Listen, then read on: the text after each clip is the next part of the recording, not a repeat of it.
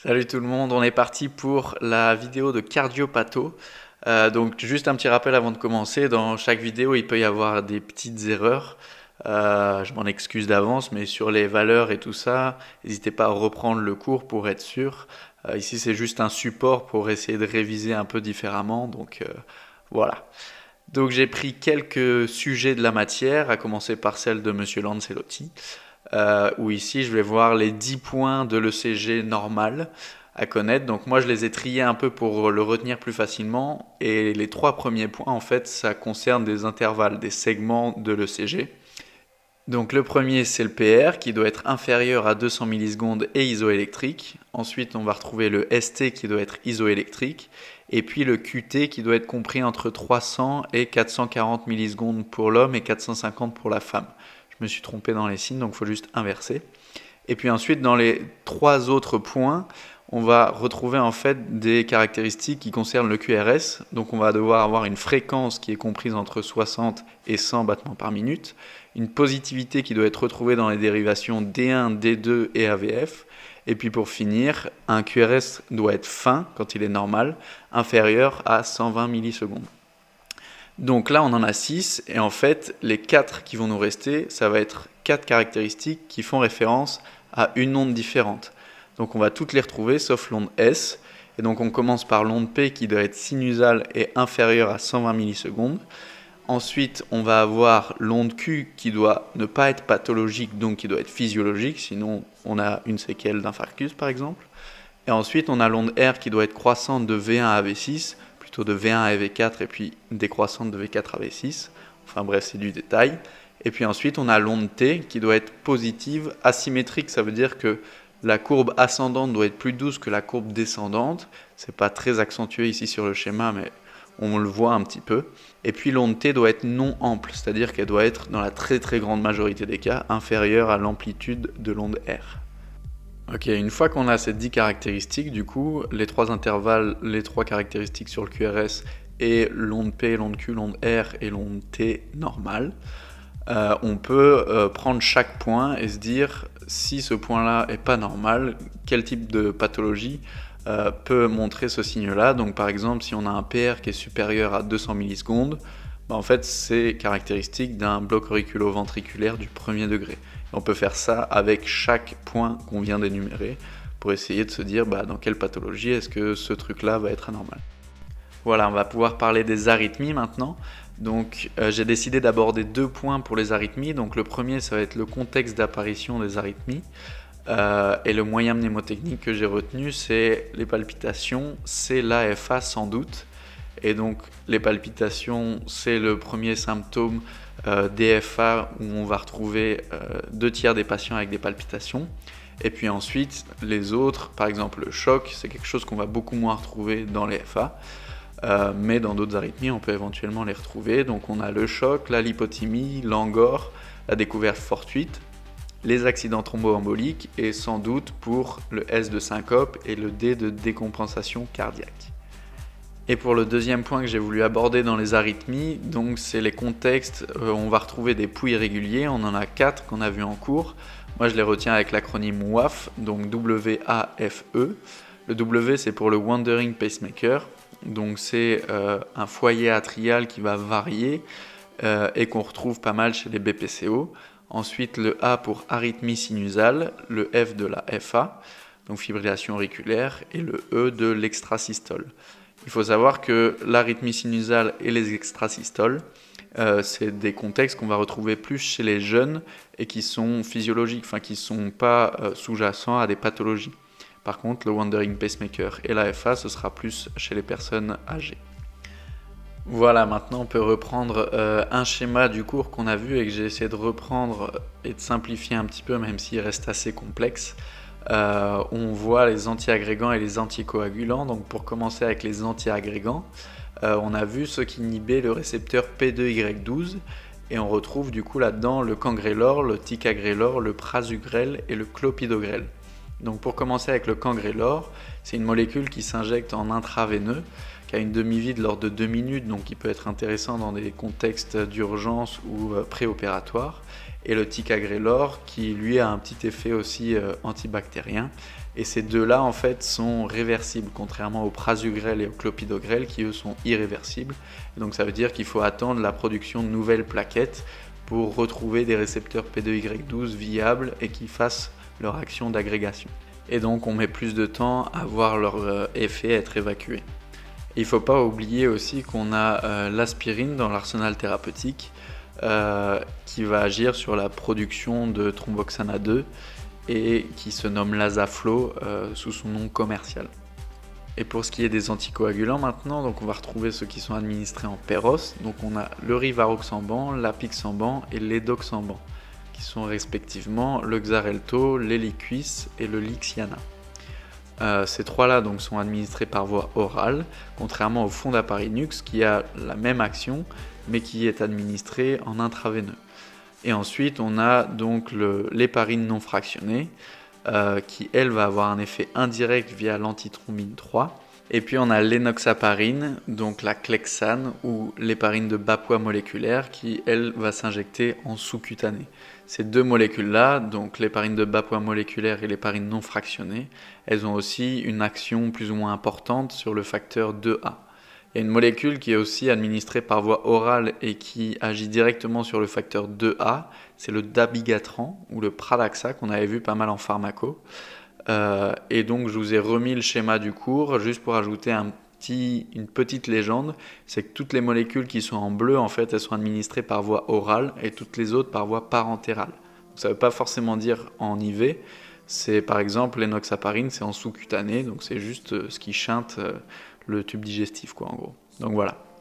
Maintenant on va parler un peu des pathologies valvulaires, donc on va commencer avec la sténose aortique. Donc c'est la première valvulopathie et ses symptômes caractéristiques vont être l'acronyme SAD, donc SAD voilà, mais les SA c'est les premières lettres de la pathologie quoi finalement. Donc on a la syncope, l'angor et la dyspnée, et la syncope elle peut résulter donc d'une hypoperfusion cérébrale ou du réflexe de Bézol-Jarich, donc qu'on retrouve souvent chez ceux qui doivent rester longtemps debout, par exemple ceux qui font des défilés militaires et tout ça, ou le syndrome d'Adams-Stowe, qui est une calcification du nœud auriculo-ventriculaire. Ensuite, donc, si dans le cadre d'une sténose aortique, on retrouve des NT-proBNP supérieurs à 3 fois la normale, c'est de mauvais pronostics. Donc on peut les doser dans cette pathologie-là, mais sinon en général, c'est aussi pour l'insuffisance cardiaque. Donc si on a des NT-proBNP élevés, ça veut dire que le cœur il est déjà dans un sale état.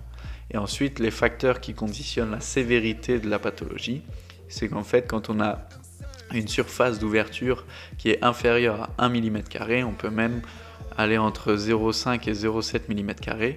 Quand on a une vitesse maximale du flux qui est supérieure à 4 mètres secondes et quand on a un gradient de pression qui est supérieur à 40 mm de mercure. En sachant que ces trois facteurs-là ne sont pas toujours concordants et donc si on en a un sur les trois, on va effectuer un score calcique qui va nous permettre d'orienter notre diagnostic et donc il est positif si on est au-dessus de 3000 pour les hommes et au-dessus de 1600 pour les femmes. Maintenant, on va voir le cas des insuffisances valvulaires. Donc, elles sont caractérisées comme sévères quand on a un diamètre télésystolique supérieur à 50 mm pour l'insuffisance aortique et 40 pour l'insuffisance mitrale. Et quand on a une fraction d'éjection du ventricule gauche qui est inférieure à 50% pour l'insuffisance aortique et 60% pour l'insuffisance mitrale. Les surfaces d'orifices de régurgitation, donc ça c'est des paramètres qu'on va voir à l'échographie, c'est sévère aussi quand c'est supérieur à 30 mm² et 40 pour l'insuffisance mitrale. Et les volumes de régurgitation, donc pour les deux pathologies c'est les mêmes, c'est 60 ml. Et donc comme je disais, la surface de l'orifice de régurgitation ainsi que le volume, c'est deux paramètres qu'on va pouvoir calculer à l'écho. Et pour ce qui est du coup des caractéristiques de sévérité qui sont le diamètre télésystolique et la fraction d'éjection du ventricule gauche, c'est ces deux paramètres-là qui vont conditionner l'indication chirurgicale. Maintenant, on va aborder les fameux critères de Duke, majeur et mineur. Donc, son critère majeur au niveau des hémocultures, les deux hémocultures à germes typiques, comme le staphylocoque doré et l'entérocoque fécalis par exemple. Si on a deux hémocultures positives à 12 heures d'intervalle, et si on a une hémoculture positive au Coxiella burnetii. Et ensuite, on va avoir des critères majeurs au niveau de l'atteinte endocardique. Donc à l'écho, si on voit une nouvelle régurgitation ou à l'auscultation un nouveau souffle, donc ça traduit un peu la même chose, c'est un critère majeur. Si au niveau du scan, on retrouve des lésions valvulaires et paravalvulaires, c'est un critère majeur. Au niveau de l'imagerie, on a 4 choses à voir, entre guillemets. Donc si on voit une végétation, un abcès, une désinsertion de la prothèse ou une fistule ou un anévrisme, ce sont des critères majeurs. Donc moi j'ai retenu VADF, ça fait un peu va de fer, un truc comme ça. Donc végétation, abcès, désinsertion et fistule. Et puis ensuite on a le PET scan, donc c'est ça qui a été modifié. Donc si on a un PET scan anormal au niveau de la valve à plus de 3 mois de l'implantation de la valve prothétique, c'est un critère majeur. Et ensuite, on a des critères mineurs comme une prédisposition avec une cardiomyopathie à risque, un toxicomane, une température élevée ou des phénomènes vasculaires, immunologiques et microbiologiques. Je sais que c'est plus dans le détail dans les dias, mais on peut retenir un exemple dans chaque phénomène. Je pense que ça suffit si jamais on a une question ouverte là-dessus. Et enfin, pour interpréter ces critères-là au niveau des résultats, donc on est certain qu'on est en face d'une endocardite infectieuse si on a 2 critères majeurs, un critère majeur et 3 critères mineurs, ou si on en a 5 mineurs. Et c'est probablement une endocardite si on a un critère majeur et un mineur, ou 3 critères mineurs. Allez, on enchaîne directement avec les traitements de l'insuffisance cardiaque. Donc quand c'est en phase aiguë, on va principalement céder des diurétiques et des dérivés nitrés pour laisser un peu passer le temps et voir s'il n'y a pas une cause sous-jacente réversible. Et on va aussi faire une radio du thorax, voir s'il y a quelque chose au niveau des poumons ou s'il y a une cardiomégalie par exemple. Ensuite, donc, pour ce qui est de l'insuffisance cardiaque à fraction d'éjection réduite, on a vu 4 piliers pharmacologiques dont on va servir pour traiter la pathologie. Donc le premier pilier, c'est au niveau de la tension, on va dire, globalement. Donc on a les inhibiteurs de l'enzyme de conversion et les ARNI. Donc ARNI, c'est un acronyme pour angiotensine récepteur néprilysine inhibiteur. Donc on a une combinaison de sacubitril et de valsartan. Donc le sacubitril, c'est la molécule qui va inhiber la néprilysine, et le valsartan pour inhiber le récepteur à l'angiotensine 2, donc l'AT1. Et ces deux molécules-là s'appellent l'Entresto. Les ARNI et les inhibiteurs de l'enzyme de conversion ne sont pas associés, c'est vraiment soit l'un soit l'autre. Et la néprilysine, donc c'est une enzyme qui va dégrader et les BNP et aussi va dégrader l'angiotensine. Donc c'est pour ça qu'on associe les deux, pour pas qu'il y ait énormément d'angiotensine qui circule dans le sang. C'est pas l'objectif en cas d'insuffisance cardiaque. Ensuite, le deuxième pilier, c'est les bêta-bloquants, classique shit j'ai envie de dire, et qui peuvent par contre provoquer des bronchospasmes. Donc c'est pas des molécules anodines qu'il faut prescrire à tout va. Voir s'il n'y a pas par exemple un asthmatique ou quelqu'un qui est sujet au bronchospasme, auquel cas ça pourrait être dangereux de les prescrire. Et ensuite on a les ARM, donc c'est les antagonistes aux récepteurs aux minéralocorticoïdes, notamment du coup l'aldostérone. Et ici ça va être le spironolactone, la spironolactone qu'on va prescrire majoritairement. Donc c'est un diurétique à épargne potassique, contrairement par exemple aux inhibiteurs de l'ANS. Et ensuite, en dernier, on va avoir les inhibiteurs du transporteur SGLT2, donc c'est le cotransporteur sodium-glucose qui est présent au niveau des néphrons notamment, et qui va du coup produire une glycosurie. Et comme les bactéries aiment bien le sucre, ça va être sujet aux infections, comme des grosses infections comme la gangrène de Fournier par exemple. Mais par contre, ça ne va pas produire d'hypoglycémie, à moins que ce soit associé avec un produit hypoglycémiant. Ça va juste limiter les hyperglycémies, justement. Et ça va aussi permettre de mettre à disposition plus de corps cétonique pour substrat énergétique pour le cœur, et c'est quelque chose qu'il préfère énergétiquement, donc ça va mieux faire fonctionner le cœur. Cette molécule-là, donc, c'est la seule qui va diminuer la mortalité dans le contexte d'une insuffisance cardiaque à fraction d'éjection préservée cette fois-ci, et les 4 piliers qu'on vient de voir, tout cela, ils permettent de diminuer la mortalité.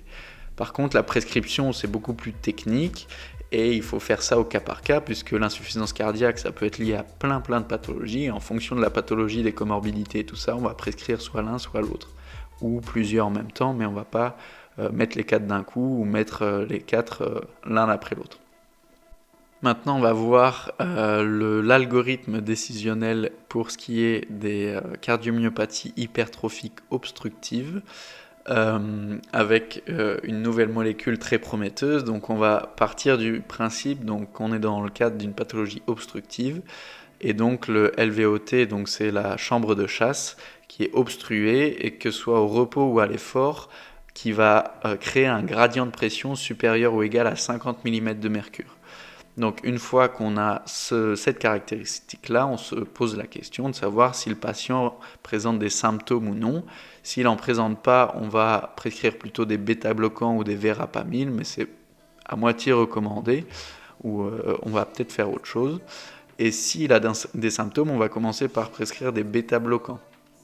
Après les bêta-bloquants, s'il continue à avoir des symptômes, ou alors qu'il y a des contre-indications à prescrire des bêta-bloquants ou d'autres situations, on va aller vers le dilemme verapamil ou le diltiazem, qui sont 2 inhibiteurs calciques bradycardisants.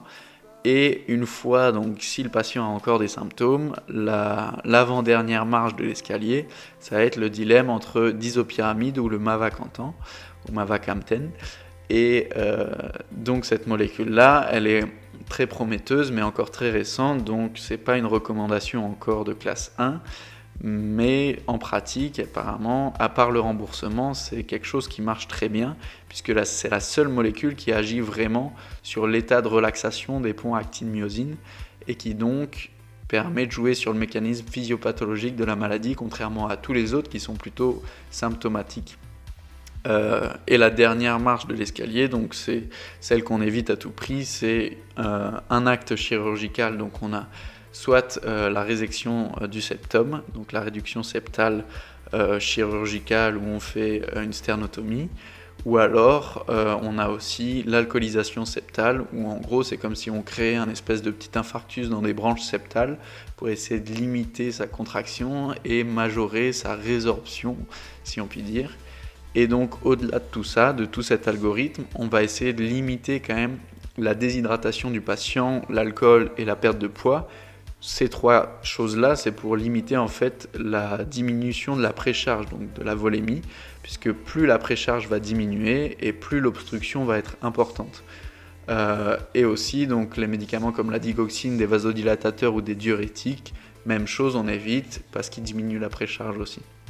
Et donc potentiellement augmente l'obstruction et les symptômes et la sévérité de la maladie.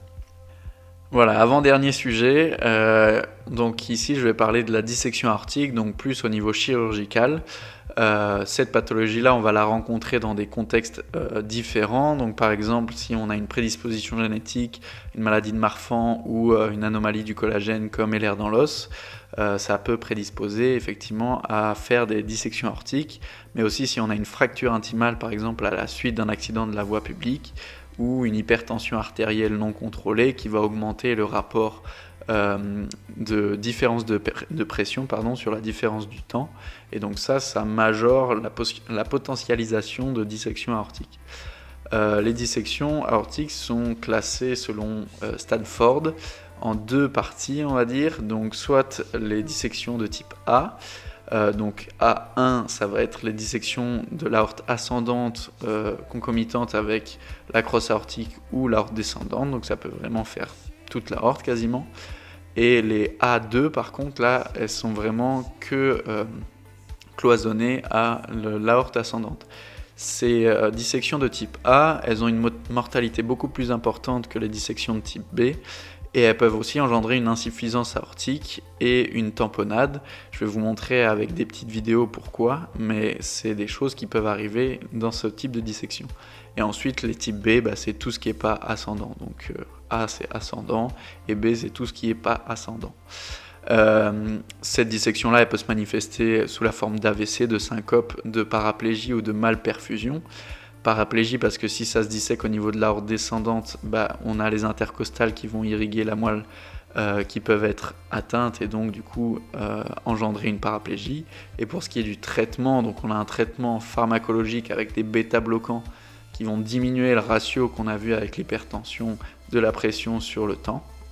Les inhibiteurs de l'enzyme de conversion ou inhibiteurs calciques qui vont permettre de diminuer un petit peu la post-charge pour le cœur.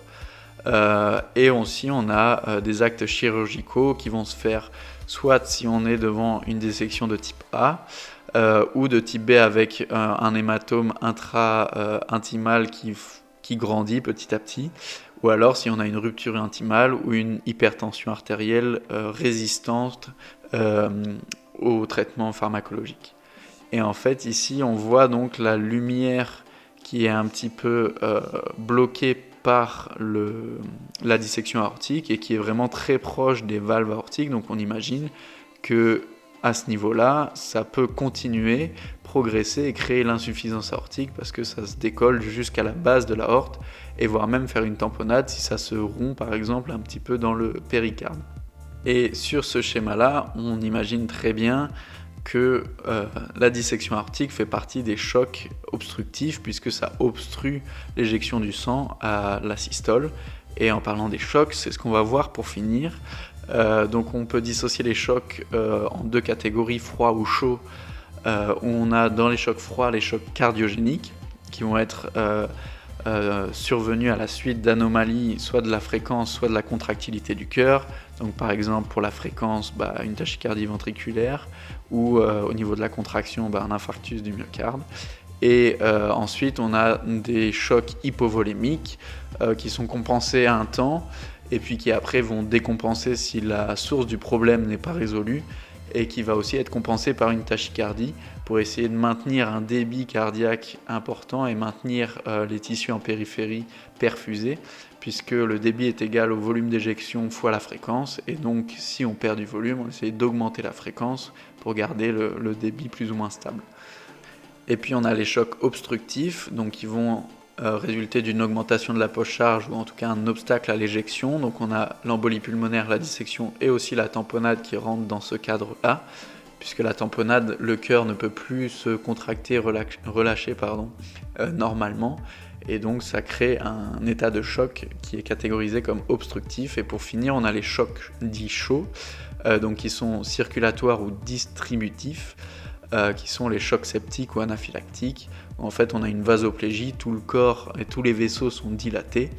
Et pour ce qui est des chocs anaphylactiques de type allergie, les patients ont ce qu'on appelle un épipène, donc c'est une petite seringue qui a 0,3 mg d'adrénaline et qui peut permettre de résoudre en tout cas la grosse symptomatologie assez rapidement. Et donc dans les chocs énumérés, si on prend la première lettre, ça crée le mot choc. Donc c'est bien l'acronyme en 4 lettres de ce terme. Et pour ce qui est de la définition du choc, donc c'est bien une inadéquation entre les apports et les besoins en oxygène et qui sont toujours associés à une hypotension ou une acidose métabolique. Je vous ai mis un petit tableau que j'ai trouvé de la revue médicale suisse qui peut permettre de trouver d'autres exemples de chocs que ceux qu'on a vus en cours, avec les chocs mixtes aussi par exemple. Donc voilà.